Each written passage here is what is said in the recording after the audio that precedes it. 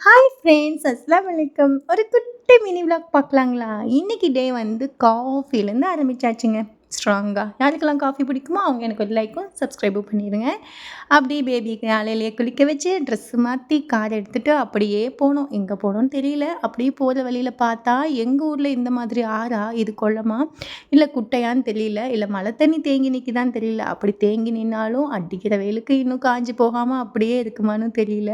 இந்த இடம் இவ்வளோ நாள் நாங்கள் இந்த ஊர்லேயே இருக்கோம். இப்போ தான் ஃபர்ஸ்ட் டைம் நாங்கள் பார்க்குறோம். சூப்பராக இருந்துச்சு. ரொம்ப தூரத்துக்கு தண்ணி போகுது.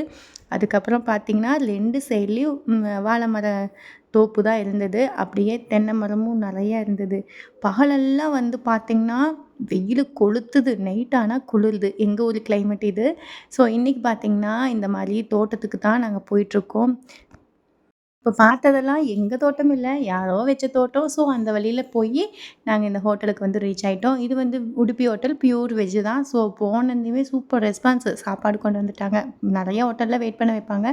ஃபர்ஸ்ட்டு புளிக்குழம்பு, பாயாசம், தயிர், அதுக்கப்புறம் கேரட் பீன்ஸ் பொரியல், ரசம், சாம்பார், பருப்பு பொடி வச்சிருந்தாங்க. நெய்யும் கொண்டு வந்து வச்சிருந்தாங்க. துவையல், அப்பளம். போனதுமே சாப்பாடு சூடா வச்சுட்டாங்க.